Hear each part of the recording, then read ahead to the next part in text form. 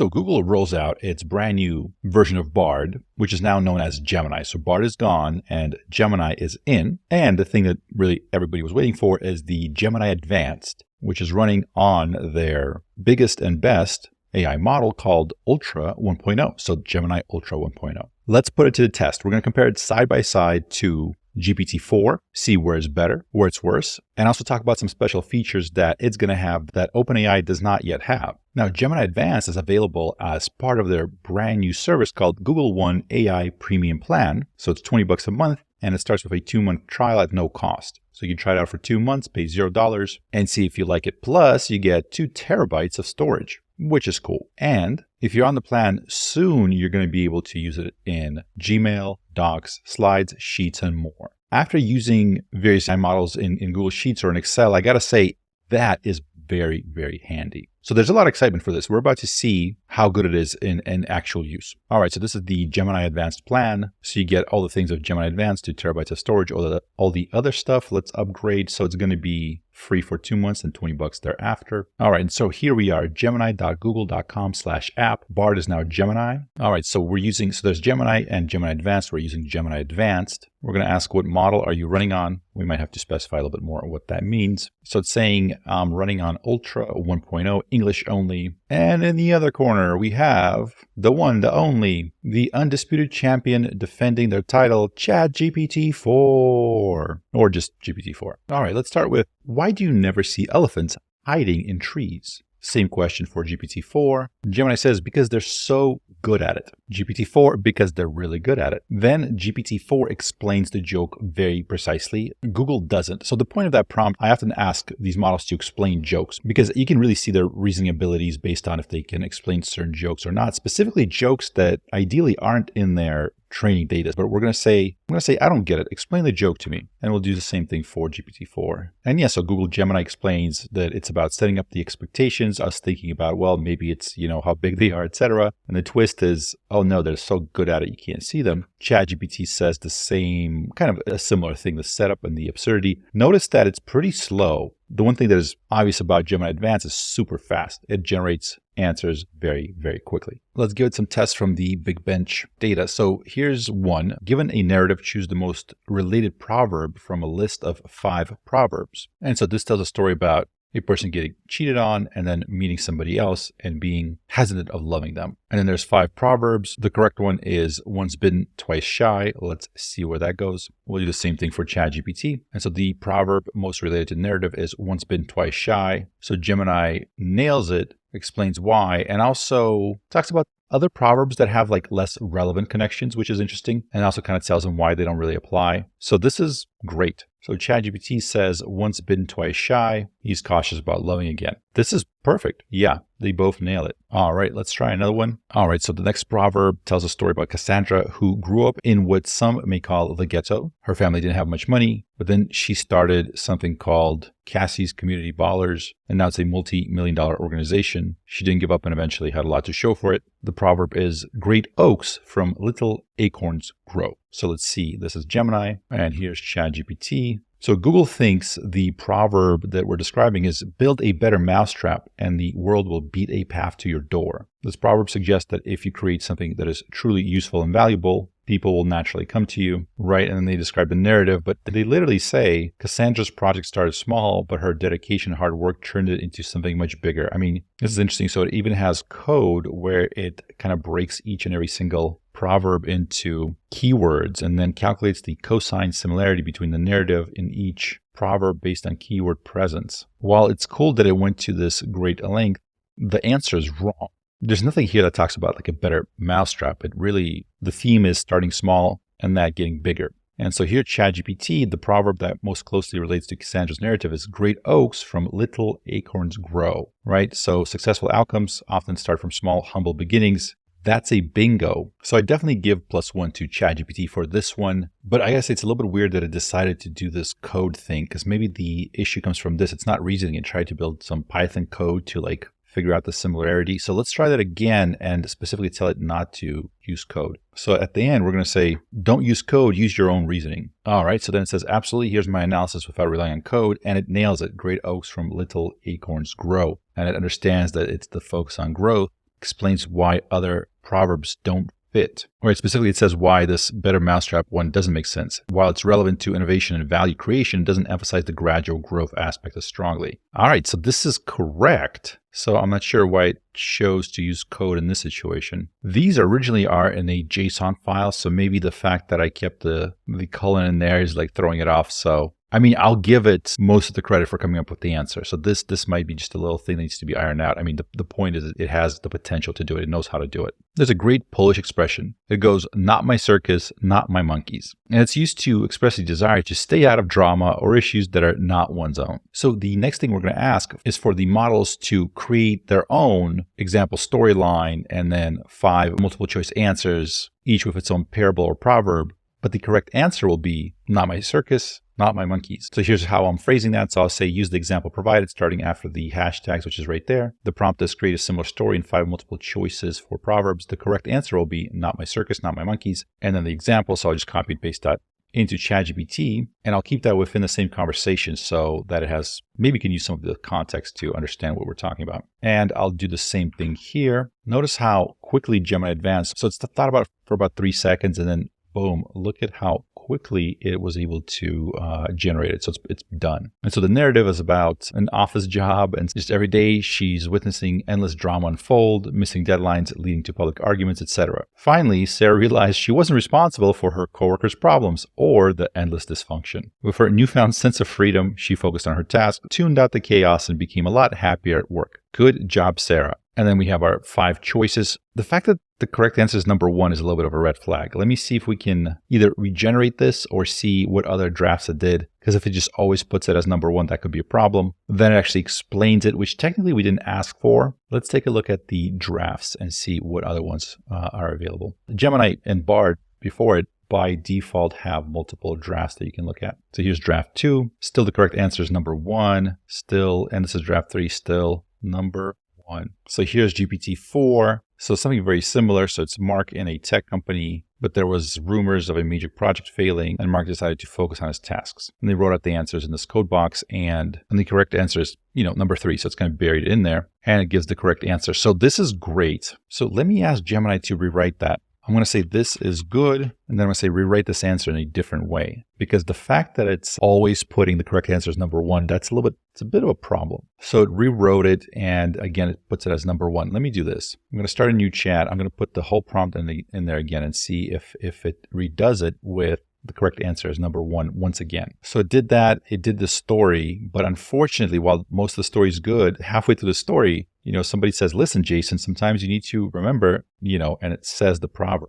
The good news is the correct answer is now the final answer. So that's good, but obviously you don't want the actual, the answers right there in the story. Let's do that one more time. So the story is good. And again, the choice, it's saying as the number 1 choice is the correct one. So I'm not sure why that's happening, because it's either giving away the answer in the story or it's putting it as number 1. So either way, there's going to be a tell that tells you what the answer is. Let's try it one more time. All right. So again, I just redid this. So it always puts the answer as number 1. And I almost feel like this is bolded, isn't it? Along with the proverb choices? Or am I no, this feels bolded. Yeah, it's in bold, and this isn't. All right, so let's do new chat. I'll enter the same exact prompt rather, and then I will add some more directions. I'm going to say, make sure your response does not give away the correct answer in any way. All right, so it redid it. The correct answer is not number 1. It's not in bold. But here's the problem. This story has no relevance to that proverb. It's about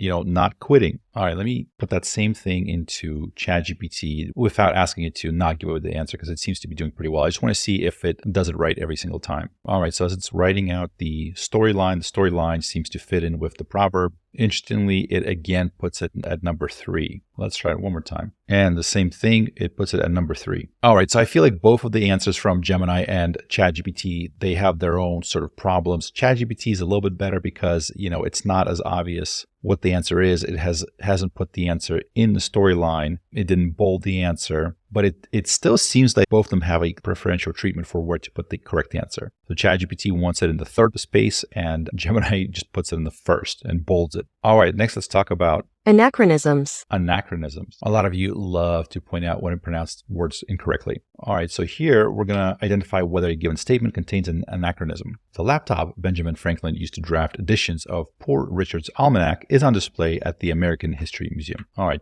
Gemini says yes, laptops did not exist during that time. ChatGPT says yes, laptops did not exist. Perfect. To avoid detection by the police, speakeasies tended to advertise on the dark web. You know they would. All right, so yes, speakeasies are in the 20s and dark web is, much later. Gemini says yes. Very good. Let's go with about 90s video games. Same thing for chat. All right, so the spiky blue mascot burst onto the scene in 1991. Speed and attitude. Who is he? I'm going to go with Sonic. Which groundbreaking first-person shooter released in 1993 became notorious for its graphic violence and demonic imagery? That would be Doom. Then we have a question about something on the PlayStation. I don't know what this is. I played PC games. Finish him was, of course, Mortal Kombat. And all your bases are belong to us. I thought this was from StarCraft, but I guess originates from Zero Wing. All right, and ChatGPT, again, fatalities from Mortal Kombat, protagonist in Resident Evil. Jill, I believe. Super Mario 64 on Nintendo 64. What game featured a Bandicoot, Crash Bandicoot. And Final Fantasies, I'm going to guess PlayStation. And let's ask, what are the answers? Because it didn't give us the answers. All right, I was wrong about Resident Evil. Again, did not play a lot of the console games. Nintendo 64, Crash Bandicoot, and PlayStation. Okay, so I saw this in one of the AI papers. This is art by Vasily Kandinsky, and the prompt basically asked these models to replicate the style of art with Python. So write Python code to replicate this style of art, and the artist, doesn't have copy. It was from a long time ago, so there's no copyright. So they're not going to, the models are not going to complain about copyright infringement, etc. So we're going to say use Python to create code that creates art in the style of Vasily Kandinsky. Same thing with ChatGPT. Let me start a new chat. All right, so they start with understanding Kandinsky's style. Perfect. So they kind of have 5 traits of his style, and then they write out code, and it's very fast, I gotta say. All right, let's throw that in there and see what happens. So it's got this pill thing I'm not familiar with. I can't seem to pip install it. Let's see. So I'll just post the issue right back into Gemini and see if it's able to fix that for me. Oh, it's pip install pillow. Okay, I gotcha. All right, let's see. All right, that did it. So that's what we're looking for. All right, so I'm going to say it did pretty well. It's very simple, but it's good. And here's ChatGPT. Let's use that. So I get an error message with that. I'll just throw that back into ChatGPT. So it's saying, let's correct the function that generates the bounding box. All right, so it didn't give me the full code, which is a little bit annoying. I wish it just rewrote the whole thing, but that's okay. All right, let's hit play. All right, another issue. Throw it back into ChatGPT.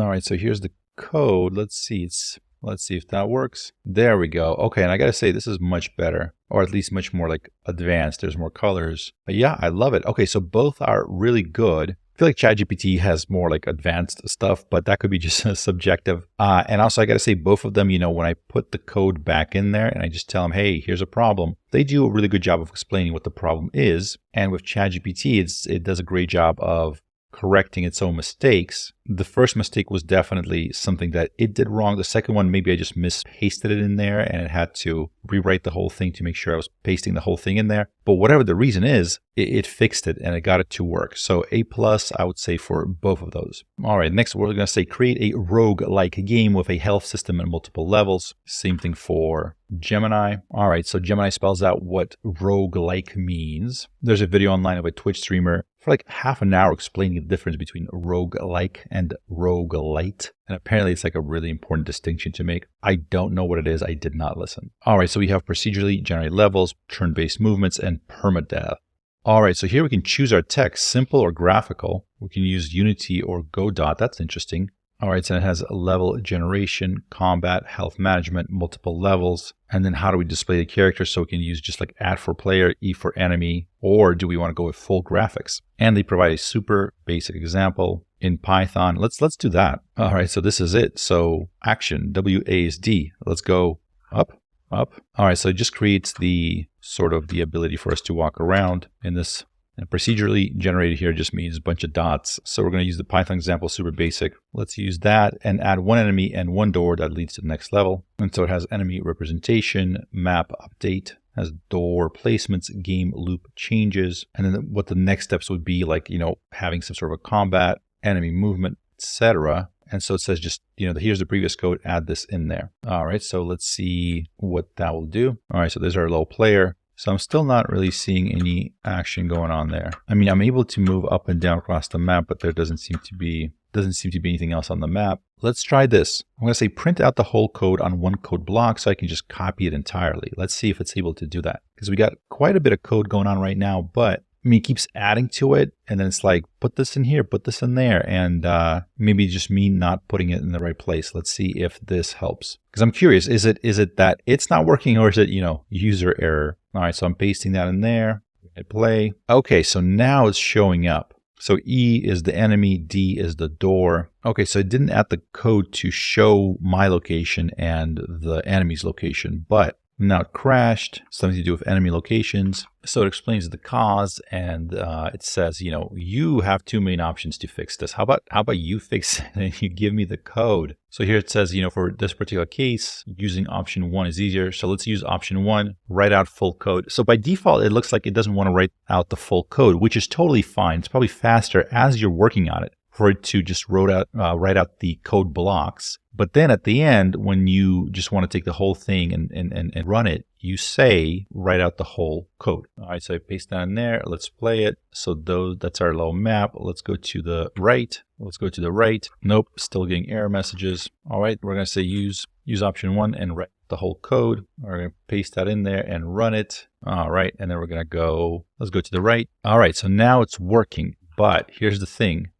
I disappeared from this one. Okay, so it looks like every single time it just randomizes the location of the door and the enemy. So it's just random every single time. But the fight seems to work. So I was able to walk into the enemy and they just hit me a bunch of times and I died. All right, so I got to give Gemini here a lot of credit. So it's able to fix its own bugs. It's able to give me multiple options and explain what options we have. It's really fast at writing out the code. And then when I want the whole code, it will do that as well. So yeah, I gotta give it a lot of points. While there's still certain issues, it's not perfect. The thing is randomized. So now we would have to go back and be like, no, you gotta keep consistent location of the enemies and the doors and stuff like that. Overall, it's pretty solid, I gotta say. I mean, I gotta give it like, I don't know, an A-.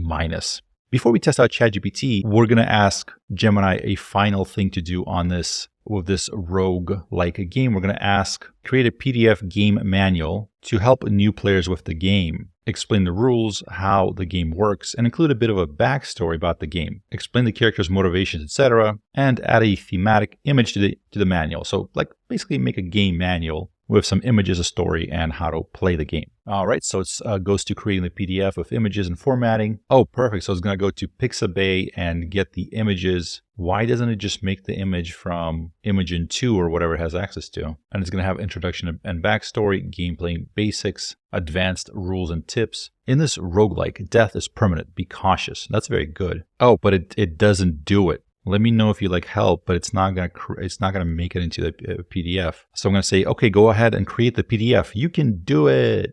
It's gonna be like, no, I can't. All right, so it can't. It doesn't want to do PDF. Okay, how about create an image? Create an image for the cover of that manual. All right, so here's a thematic image suitable for the cover of a roguelike game manual. So I like that it remembered that I said thematic and it knows what we're talking about. Oh, that's perfect. Okay, yeah, this is great. So, A+ for that. It can't do PDF generation, but it can create, it gets what kind of an image it needs to put on there. All right, so we're going to take the same exact prompt and give it to ChatGPT. All right, so we had the same prompt for ChatGPT. So here's it. So it's kind of thinking about what it needs to do. It has game structure. It thinks about, HP and players, enemies, levels, game loops. And here's the code. Let's try it out. All right, so this just all appeared in 1 second. And so it just kind of ran through and simulated me fighting enemies with no input whatsoever. Okay, so that's good. So I said I had no input into the gameplay. It just played out the whole game, add some player involvement. So again, it gets points for, creating that code, understanding everything. It's working code. It played out a whole simulation. So it gets a lot of points for that. That is actually very cool. So maybe if it was like an idle game where you just watch things happen, I guess that would be perfect. But let's see if we can add some sort of interaction. So it's creating like enemies and game. So it's writing quite a bit of new stuff. Oh, so I can choose my action, attack or heal, and I enter a choice. All right, so that's complete. copy it, paste it, and play it. All right, so starting level 1 with 1 enemies. Choose your action, attack or heal. We're going to attack, of course. All right, so enemy hit, enemy HP. So it's keeping track of the enemy HP and player HP. So let's continue. So level 1 completed, continue to the next level. Yes, we're going to keep attacking. Completed the next level. Yes. Okay, so I got to say, this is great. So it elected to go with more of a text-based game, which we didn't specify that it needed to be 2D. But let's see if we can replicate what Google Gemini did. So we're going to say create the roguelike game, but make the player appear on a 2D plane. Use at to show the player and E to show the enemy. And so it gives me 2 responses that I can choose from. And so these look somewhat similar. And so here it has simplified game code. And on the left side, it's doing something similar to what Google Gemini did with having different blocks of code. Yeah, one thing that's like super noticeable, I've mentioned this before, is how fast Google Gemini is compared to GPT-4. Because this is taking, probably 30 plus seconds at this point, whereas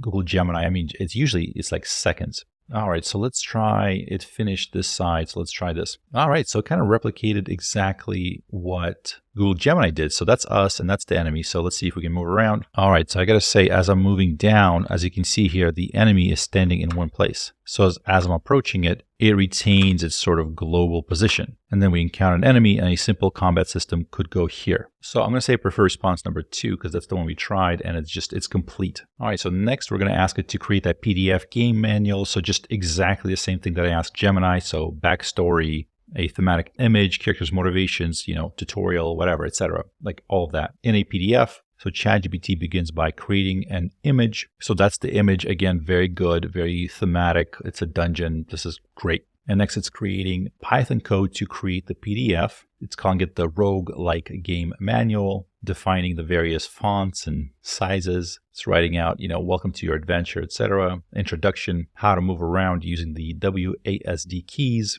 how enemies appear on the map, staying alive, healing, exploring, etc. Now it's creating a backstory, character motivation. His motivation is he likes gold. So it looks like as it's making it, something crashed. There was an issue. I guess PNG, you can't add the PNG. It has to be a JPEG, I assume. But it noticed it. It said there was an issue adding the image to the PDF. And it's going to correct it. So it begins rewriting it. This is incredible. So this is really cool because it found the problem, right? It encountered the error message and it's like, oh, I know what the issue is. Let me try that again. And it just went for it. It started remaking it. All right, so it looks like it crashed. There's an error generating response. It probably is the context window because this is all one answer, right? So it started by making an image, creating the code to create the PDF, writing out every single thing I asked for, crashing, right? Reading the error message, and then trying again, writing a whole other block of code. So I'm going to hit regenerate and let's see if it kind of learns what the issue was from the first time and is able to recreate it without,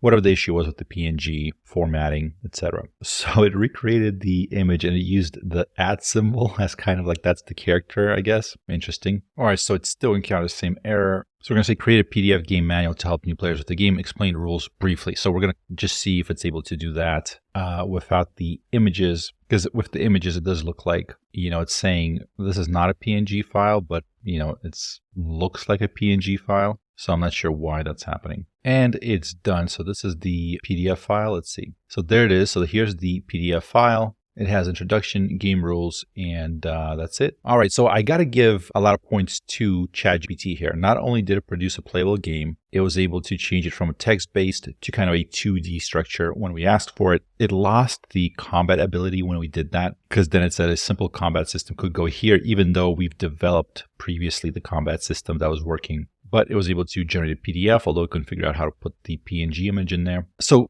both Gemini and GPT-4 did very well, I would say. I think ChatGPT just gets a few more points for having consistent enemies and also being able to make the PDF. Gemini could not make the PDF, had randomized enemies, like every time you moved, the enemies would appear elsewhere. And that's probably the issue we were encountering with the grid-based position system. But I think the big headline here is they're both producing working code. They're both troubleshooting their own things. If you put the error message back in there, they figure out what the issue is and they fix it. All right, let's throw a few logic things at it. Identify whether one sentence entails the next. Reed stopped playing tennis, so Reed used to play tennis. ChatGPT says the first sentence directly implies that Reed has been engaged in playing tennis before, so yes. Bard, yes, it does entail the second. because of the word stopped. 4 dogs went to the zoo. Therefore, at least 2 mammals went to the zoo. And so ChatGPT starts thinking through it. So we need to examine the logical relationship. The sentence implies that there are 4 individual beings, specifically dogs, which went to the zoo. Dogs are mammals, given that they are warm-blooded vertebrates, characterized by the possession of hair and fur, the secretion of milk by females for the nourishment of the young. Since all dogs are mammals and the statement mentions that 4 dogs went to the zoo, it logically follows that at least 4 mammals went to the zoo. And it notes that the conclusion is correct. It's even a conservative one, because you can say at least 4 went to the zoo. At least 4 mammals went to the zoo. All right, so Google Bard is like, yeah, dogs are mammals, dude. All dogs belong to the biological class of mammals. And they're saying, yes, at least 2 mammals went to the zoo. In fact, at least 4 mammals went to the zoo. So here I got to give preference to Google, to Gemini, because it covered all the same points in much less words and very simply. ChatGPT went on some tangent about secretion of milk by females. Like, come on, ChatGPT, is that relevant? Did we need to discuss that before coming to the conclusion that yes, 4 dogs went to the zoo and they're mammals? So again, they both got everything correctly. Both Gemini and GPT-4 got everything correctly, so they get points for that. I feel like GPT-4 went much longer than is needed. Surprisingly, Gemini, it just said the minimum needed to get the answer. This one was a little bit confusing. So every bachelor is tall and Mary is short. Therefore, Mary is not married. So Google goes, the premise is flawed. The statement every bachelor is tall is not universally true. And then it says counterexamples, and it's saying, there's a new piece of information. Mary is short does not necessarily mean Mary is not married. So, I mean, this is all correct. It calls this counterexamples, which I'm not like 100% sure that's the right word, but I mean, everything else is just perfectly correct, I feel like. And here comes ChatGPT with a massive wall of text. All right, so it summarizes what we know. So, I mean, it gets it right, but I mean, again, so it talks quite a bit. So, I mean, just to give you an example, the flaw in the entailment comes from assuming that the characteristics of being tall, which is ascribed to bachelors, can be inversely applied to determine marital status regardless of gender. So yeah, they both pass. I wish this was like phrased a little bit simpler, but I'm going to give them both a B for this one. This might be a little bit subjective. I feel like they both could have done a little bit better, but you might disagree. Here's an interesting one. Jennifer, a psychiatrist, makes over $100,000 a year. So Jennifer is a medical professional. Google is saying yes, the first sentence entails the second sentence because psychiatrists are medical doctors. I guess the salary here is kind of like a red herring. That part is not used to make the determination. And so ChatGPT, analyzes and concludes that yes, the first sentence entails the second sentence. All right, so they're really good at that sort of at those little like logic puzzles. Specifically, they're called analytic entailments. All right, next we're going to ask it to play 20 questions. So we think of a fictional character and it's supposed to ask questions one at a time and we will answer yes or no. And the AI's goal is to guess the character I'm thinking of. We're going to start with Gordon Freeman. All right, Google Gemini starts with, is this character male? Yes. ChatGPT, is your character from a movie? No. Is this character from a video game? We're going to say yes. GPT, is your character from a book? No. Bard, is this character a main protagonist in the game? Yes. GPT, is this character from a video game? Yes. Is this video game an RPG? No. ChatGPT, is your character human? Yes. Is this video game primarily a first-person shooter? Yes. Okay, it's getting close. Gemini. ChatGPT, is your character from a game that was released after the year 2000? I mean, first appearance was 1998, but there were later games. I'm going to say no. Yeah, I'm going to say no. Is this game part of a well-known, long-running franchise? Yes. Is your character associated with the Nintendo company? No. Was the game released in the last 5 years? No. Is your character the main protagonist in the game? Yes. Does the character ever speak at all? I don't think so. I don't think he never says anything. Is your character from a role-playing game? No. Is this character known for primarily using a powerful shotgun? Yeah, I guess. I mean, he's holding the shotgun in, yeah, or a crowbar. Yeah, I'm going to say yes. Does your character use firearms? Yes. So I think I might have it as a character Doom Guy. So we're going to say no. And ChatGPT wants to know if it's from a first-person shooter. Yes. Is the character part of a team or does he usually work alone? Well, it's supposed to be yes or no question, Gemini. But okay, we'll say alone. Is your character from the Doom series? No. The game Sci-Fi? Yes. Is your character from the Half-Life series? Ooh, ChatGPT is getting close. Yes. Yes, he is. Is your character Gordon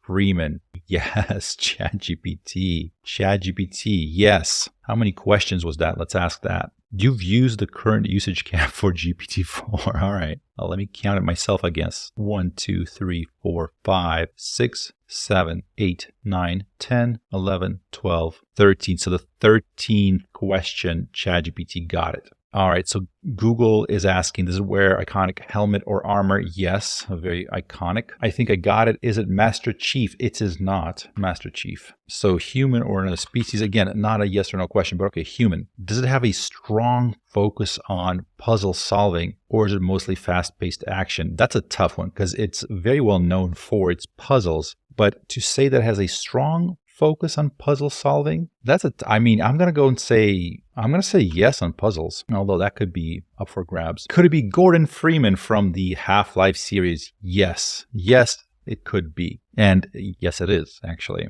All right, good job, Gemini. So how many questions is that? So 1, 2, 3, 16, 17. So 17 questions. But either way, some of it is just a little bit random depending on what kind of path you take. But I got to say, both of them did phenomenally well. Gordon Freeman isn't the most well-known character, right? A lot of people watching this probably don't know who he is. He doesn't have a game named after him. It's Half-Life. He doesn't talk. He's not super well-known, even though the franchise is fairly well-known. Well, apparently I broke ChatGPT. We ran out of the usage cap, but I think we did quite a bit to test the aspects of GPT-4 versus Gemini. All in all, I gotta say, I'm very impressed with Gemini Advanced. So this is Gemini Advanced running on the Gemini Ultra 1.0 model. It seems to be really good at a lot of different things. It's good at code. It's good at debugging, at looking at the error message that we get and fixing its own code, at suggesting a lot of different avenues for how to code things, explaining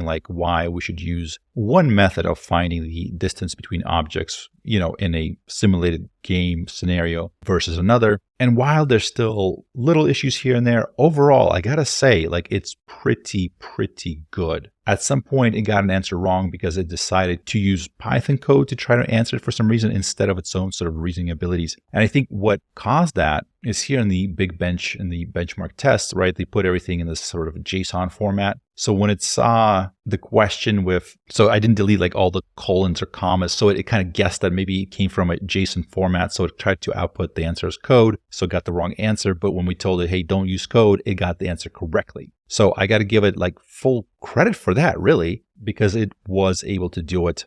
Currently it doesn't work with PDFs, which is, a little bit sad, right? So I can't upload PDFs. I can only upload images, and it's not able to output PDFs, right? Even though it should be able to do that with Python code. But so far, again, this is the first day that it's out. It's been out for, I don't know, about 4-5 hours, something like that. We're going to get a lot more data. We're going to get a lot more people testing it and finding out what it's good at, what it's bad at. But I'm going to go ahead and say this and, take this with a grain of salt. Again, this thing's been out for less than 6 hours. I've only been testing it for 2.5 hours, it looks like. But currently it seems to perform on par with GPT-4. GPT-4 seems to have a few maybe advantages here and there, but it's also not the first model of GPT-4. It's been slowly improved over time. And currently Google seems like a strong contender. And once they have more users testing it, finding errors, hitting thumbs up, thumbs down, right? The whole reinforcement learning, human feedback, it's going to get better and better. So I'm going to ask it, what is this an image of?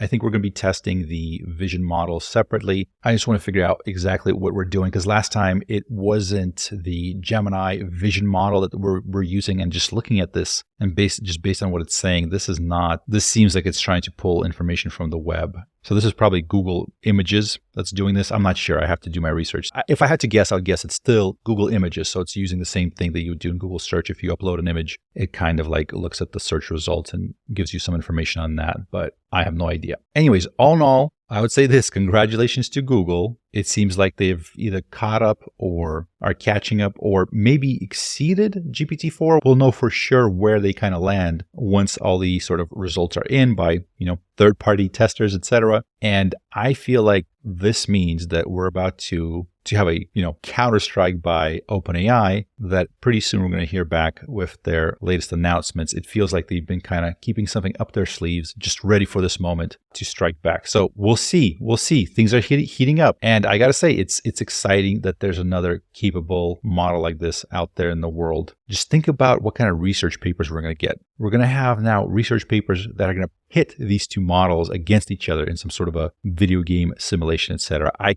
can't wait. We need something like Hoodwinked AI, the whole deception and cooperation, a text-based game for large language models. We need something like this, but with more models. In this one, GPT-4 just slays everybody else. Make it compete with Gemini Ultra. Put a few open source models in there. The Smog and Mixtral and all of those. Let's find out who the killer model truly is.